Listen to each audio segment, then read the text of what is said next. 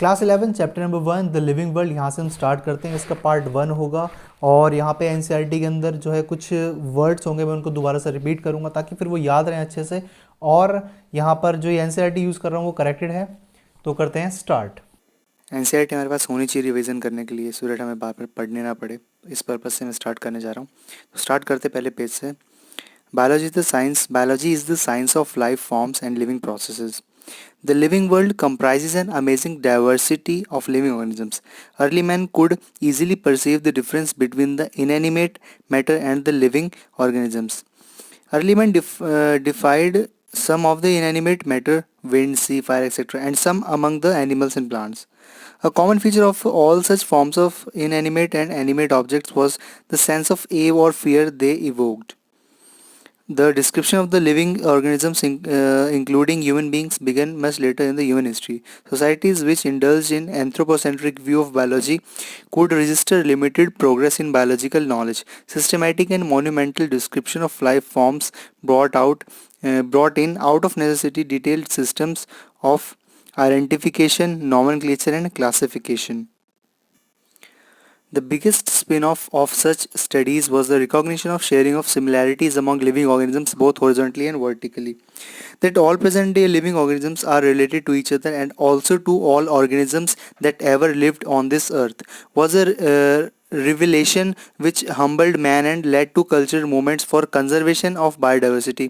In the following chapter of this unit, you will get a description including classification of animals and plants from a taxonomist's perspective. So let us start. So it is worth mentioning here, Ernst Mayr, our first scientist, 1904 to 2004, 100 साल तक के जिए. Born on 5th July 1904 in Kempten, Germany.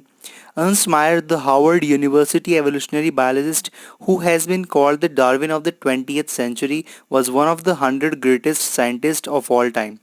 Mayr joined Harvard's Faculty of Arts and Sciences in 1953 and retired in 1975. Assuming the title Alexander Agassiz Professor of Zoology Emeritus. Throughout his nearly 80-year career, his research spanned ornithology, taxonomy, zoogeography, evolution, systematics, and the history and the philosophy of biology. Repeat करते हैं. Ornithology, taxonomy, zoogeography, evolution, systematics, and the history and the philosophy of the biology. He almost single-handedly made the origin of the species diversity, single-handedly made the origin of the species diversity the central question of the evolutionary biology that it is today. The central question of evolutionary biology that it is today. He also pioneered the currently accepted definition of the biological species. Mayer was awarded the three prizes widely regarded as the triple crown of the biology: the Balzan Prize in 1993, International Prize for Biology in 1994, and the Crafoord Prize in 1999. Mayer died at the age of 100 in the year 2004. So now let's begin with the chapter number 1, the living world. तो इसमें क्या what is living, diversity in the living world, taxonomic categories, taxonomic aids, इन सब के बारे में पढ़ने वाले हम. तो स्टार्ट करते हैं. How wonderful is the living world, the wide range of living types is amazing, the extraordinary habitats in which we find living organisms, be it the cold mountains, deciduous forests, oceans, freshwater lakes, deserts or hot springs, leave us speechless. The beauty of a galloping horse, of the migrating bird, the valley of the flowers, or the attacking shark evokes awe and deep sense of wonder. The ecological conflict and the cooperation among the members of a population and among the population of a community, or even the molecular traffic inside a cell, make us deeply reflect on what indeed is life. This question has two implicit questions within it. The first is a technical one and seeks the answer to what living is as opposed to the non-living, and the second is a philosophical one and seeks answer to what the purpose of the life is. As scientists, we shall not attempt answering the second question. We will try to reflect on what is living. So start करते हैं. What is living? When we try to define living, we conventionally look for the distinctive characteristics exhibited by living organisms. Okay, growth, reproduction, ability to sense environment, and mount a suitable response come to our mind immediately as unique features of living organisms. कौन से growth, reproduction, ability to sense environment, and mount a suitable response. come to our mind immediately as the unique features of the living organisms. One can add a few more features like metabolism, ability to self-replicate, self-organize, interact, and emergence to this list. Let us try to understand each of these. तो सबसे पहला हम start करेंगे इसमें all living organisms grow. ठीक है. Increase in the mass and increase in number of individuals are twin characteristic of growth, यानी कि मास में भी इंक्रीज होना चाहिए और number of individuals increase in number of individuals increase in number of individuals are twin characteristics of growth. तो increase in mass and increase in number of individuals are twin characteristic of growth. कौन से increase in mass and increase in number of individuals are twin characteristics of growth. A multicellular organism grows by cell division. Multicellular organism grows by cell division. In plants, this growth by cell division occurs continuously throughout the lifespan. In animals, this growth is seen only up to certain age. However, cell division occurs in certain tissue to replace lost cells. तो यानी कि cell division से plants और animals में growth होती है, उनका pattern क्या होता है हमने देख लिया. However, cell division occurs in certain tissue to replace lost. Unicellular organisms also multiply by cell division. Unicellular organisms also multiply by cell division. One can easily observe this in vitro cultures by simply counting the number of cells under the microscope. In majority of higher animals and plants, growth and reproduction are mutually exclusive events. In majority of higher animals and plants, growth and reproduction are mutually exclusive events. One must remember that increase in the body mass considered as growth. ठीक है, यानी कि growth अलग से होगा और reproduction अलग से होगा, दोनों ये इनमें कोई आपस में ये एक्सक्लूसिव इवेंट है, म्यूचुअली एक्सक्लूसिव. और one must remember that increase in body mass is considered growth. Non living objects also grow if we take increase in body mass as criteria for growth. Okay, so mountains, boulders and sand mounts do grow. इस तरह से तो हो गए बिल्कुल. However, this kind of growth exhibited by non-living objects is by accumulation of material on the surface. In living organisms, growth is from inside. Growth is from inside. Growth therefore cannot be taken as a defining property of living organisms. Conditions under which it can be observe, तो growth को हम नहीं ले सकते defining property की तरह, और हमें कंडीशन बतानी पड़ेगी under which it can be observe and all the living organisms have to be explain and then we understand is the characteristic of living system. A dead organism does not grow. तो मतलब condition बतानी पड़ेगी तभी हम इसको मान सकते हैं. आगे चलते हैं रिप्रोडक्शन लाइकवाइज. तो रिप्रोडक्शन के बारे में देखते हैं इसमें क्या लिखा हुआ है. ठीक है, reproduction likewise is a characteristic of living organism. Okay, in multicellular organisms, reproduction refers to the production of progeny possessing features more or less similar to those of parents. Okay, तो reproduction मतलब ये हो गया. Invariably and implicitly, we refer to the sexual reproduction. ठीक है, organisms reproduce by asexual means also. तो ये भी कर सकते हैं. Fungi multiply and spread easily due to the millions of asexual spores they produce. In lower organisms like yeast and hydra, we observe budding. In planaria flatworms, we observe true regeneration. That is, a fragmented organism regenerates the lost part of its body and become a new organism. Okay, तो हमने example किसके लिए Planaria का यहाँ पे fungi का example लिया जो कि स्पोर्स का यूज़ करेंगी, और lower organisms like east and hydra हमने बडिंग एग्जांपल लिया. प्लेनेरिया के अंदर हमने रीजनरेशन का एग्जांपल लिया. एक fragmented organism regenerates the lost part of the body and become a new organism. Okay. Then the fungi, the filamentous algae, the protonium of mosses all easily multiply by fragmentation. Fungi, filamentous algae और protonium of mosses, ये इनमें fragmentation. तो when it comes to the unicellular organisms like bacteria, unicellular algae और amoeba, reproduction is synonymous with growth. इनके अंदर क्या होगा, reproduction is synonymous with growth. तो when it comes to the unicellular organism, जब सिंगल यूनिसेलुलर ऑर्गेनिज्म के बारे में बात करेंगे, जैसे बैक्टीरिया, यूनिसेलुलर एल्गी हो गया, अमीबा वगैरह हो गया, तो इनमें ग्रोथ जो है वो साइनोनिमस है रिप्रोडक्शन के साथ. Reproduction synonymous to growth, that is increase in the number of cells. Okay, ठीक है. We have already defined growth as equivalent to increase in cells और mass. Already defined growth as equivalent to increase in cell number or mass. Hence we notice that in single cell organisms we are not very clear about the uses of these two terms, growth and reproduction. We are not clear. Further, there are many organisms which do not reproduce: mules, sterile worker bees, for infertile human couples, etc. Hence reproduction also cannot be an all-inclusive defining characteristic of living organisms. Of course, no non-living object is capable of reproducing or replicating by itself. तो ये भी हमने also cannot be an all inclusive defining characteristic of living organisms. अब चलो अगले पे चलते हैं फिर. Another characteristic of life is metabolism. तो मेटाबॉलिज्म का हम देखते हैं, ये थोड़ा इंपॉर्टेंट है. All living organisms are made up of chemicals. Okay, these chemicals, small and big, belonging to the various classes, sizes, functions, etc., are constantly being made and changed into other biomolecules. These conversions are chemical reactions or metabolic reactions. There are thousands of metabolic reactions occurring simultaneously inside the living organisms, be they unicellular हो या फिर multicellular हो. All plants, animals, fungi, microbes exhibit metabolism. सभी के अंदर होगा. The sum total of all the chemical reactions occurring in our body is metabolism. No non living object exhibits metabolism. तो metabolic reactions can be demonstrated outside the body in cell free systems. Okay. An isolated metabolic reaction outside the body of an organism performed in a test tube is neither living or non-living. Hence, while metabolism is a defining feature of all living organisms, without exception, isolated metabolic reactions in vitro are not living things but surely living reactions. Hence, cellular organization of the body is the defining feature of the life forms. यहाँ पे हम पहुँच चुके हैं. तो cellular organization होनी काफ़ी ज़रूरी है. आगे चलते हैं. Perhaps the most obvious and technically complicated feature of all living organisms is this ability to sense their surroundings or environment and respond to these environmental stimuli, which could be physical, chemical, or biological. So we sense our environment through our sense organs. Okay, plants respond to the external factors like light, water, temperature, other organisms, pollutants, etc. ठीक है, मानते हैं. All organisms from the prokaryotes to the most complex eukaryotes can sense and respond to the environmental cues. The photoperiod affects the reproduction in seasonal breeders, both plants and animals. All organisms handle the chemical entering in their bodies. All organisms therefore are aware of their surrounding. Okay, मानते हैं. ठीक है.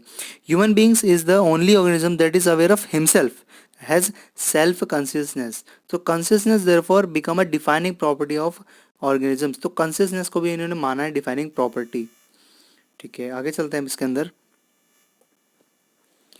So when it comes to the human beings, it is all the more difficult to define the living state.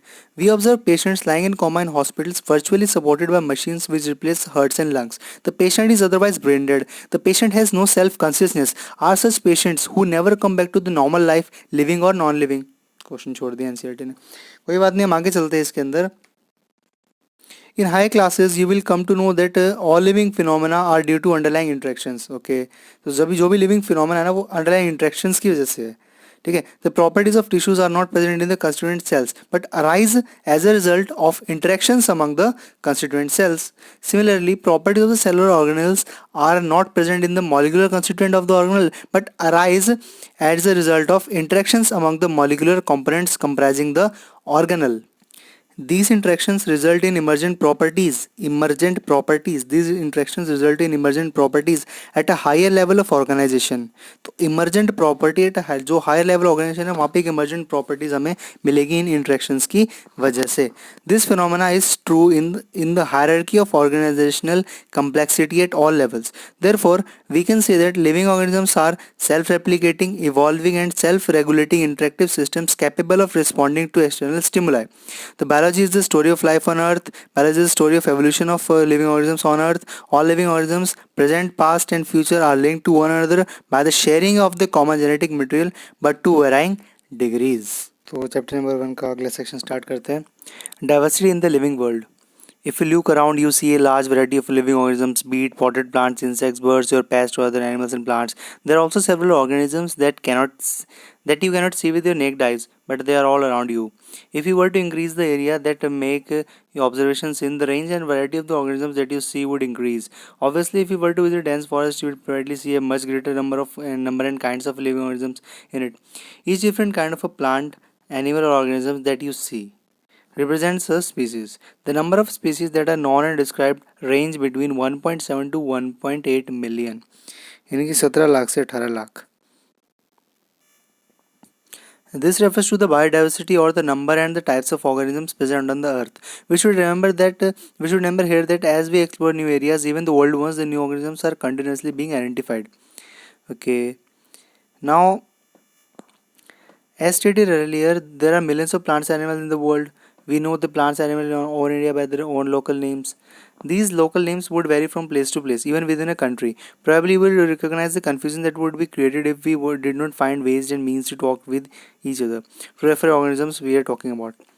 Hence, there is a need to standardize the naming of living organisms, such that a particular organism is known by the same name all over the world. This process is called nomenclature. Obviously, nomenclature or naming is only possible when the organism is described correctly, and we know to what organisms the name is attached to. This is identification. So we will read the paragraph again. Hence, there is a need to standardize the naming of the living organisms, such that a particular organism is known by the same name all over the world. This process is called nomenclature. Obviously, nomenclature or naming is only possible when the organism is described correctly, and we know to what organism the name is attached to. This is called identification. In order to facilitate the study, number of scientists have established procedures to assign scientific name to each known organisms. So this is acceptable to biologists all over the world. For example, for plants, the scientific names are based on the agreed principles and criteria which are provided in the International Code of Botanical Nomenclature. You may ask, how are animals named? Animal taxonomists have evolved the International Code of Zoological Nomenclature. तो ICBN International Code of Botanical Nomenclature and ICZN International Code of Zoological Nomenclature. तो code है ये इनका, code of. The scientific name ensures that each organism has only one name. Description of any organism should enable the people in any part of the world to arrive at the same name. They also ensure that such a name has not been used for any other non-organism. Biologists follow universally accepted principles to provide scientific names to non-organisms. Biologists follow universally accepted principles to provide scientific names to non-organisms. Each name has two components, the generic name and the specific epithet.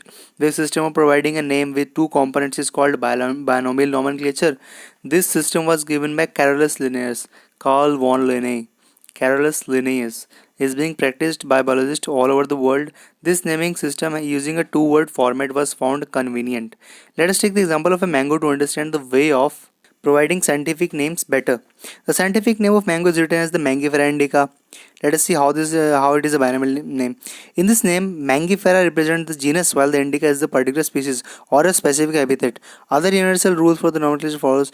Biological names are generally in Latin, written in italics. Generally Latin, written in italics. They are Latinized or derived from the Latin, irrespective of their origin. They are Latinized or derived from Latin, irrespective of their origin. The first word in a biological name represents the genus, while the second component denotes the specific epithet.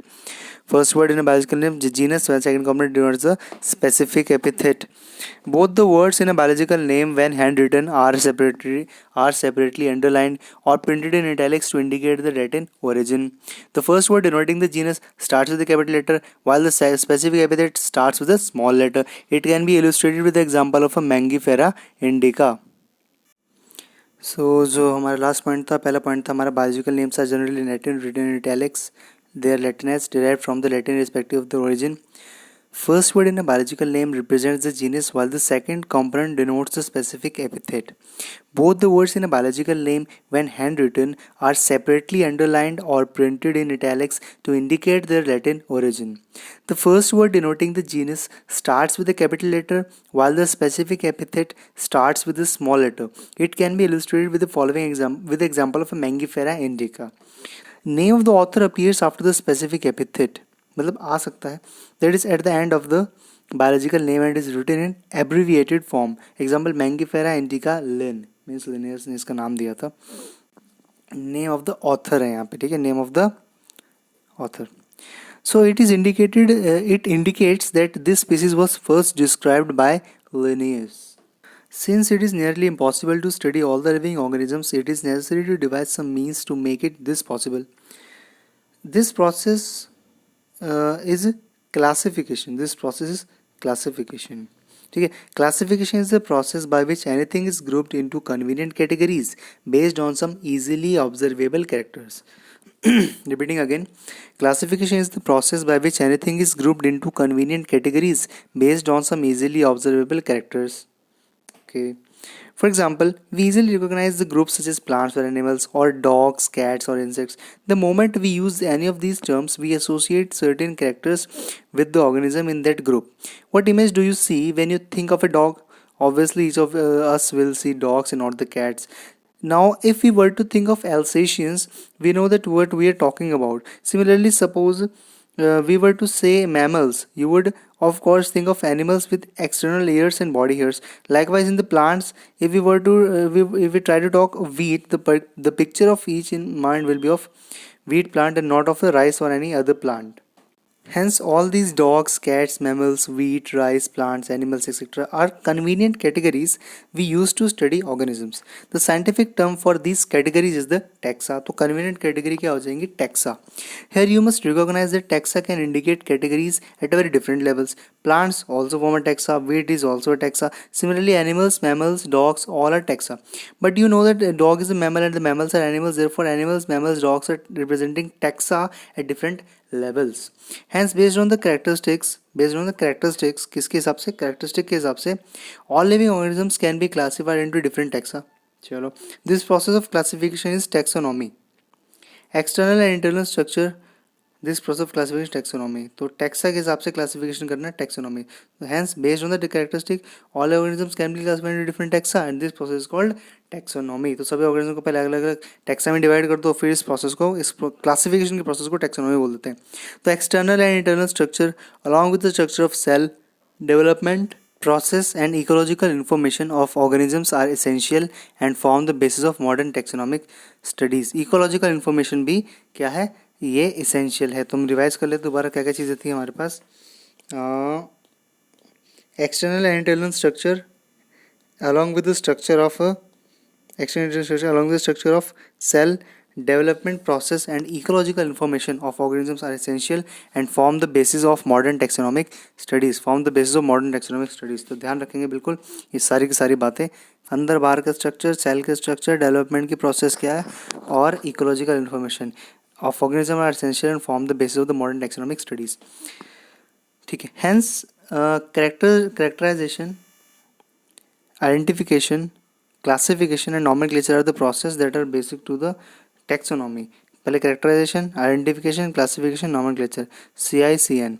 Characterisation, character निकालो, character देखो उसके, फिर उसको identify करो है कौन सा, फिर उसको आइडेंटिफाई कैरेक्टर्स के हिसाब से क्लासीफाई कर दो और फिर उसको नॉमेनक्लेचर भी दे दो उसके हिसाब से. तो taxonomy is not something new. Human beings have always been interested in knowing more and more about the various kinds of organisms, particularly with reference to their own use. In early days, human beings needed to find sources for their basic needs of food, clothing, and shelter.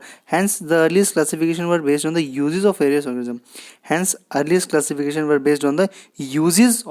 organisms. The human beings were since long not only interested in knowing more about the different kinds of organisms and the diversities, but also the relationship among them. This branch of study was referred to as systematics. The word systematics is derived from the Latin word systema, means systematic arrangement of the organisms. So systema means systematic arrangement of the organisms. Linnaeus used Systema Naturae as the title of his publication. तो Linnaeus, Carolus Linnaeus, उसने कौन सी book लिखी थी? Systema Naturae as the title of his publication. The scope of systematics was later enlarged to include identification, nomenclature and classification. तो systematics के scope को enlarge किया गया, identification, nomenclature और classification include करा.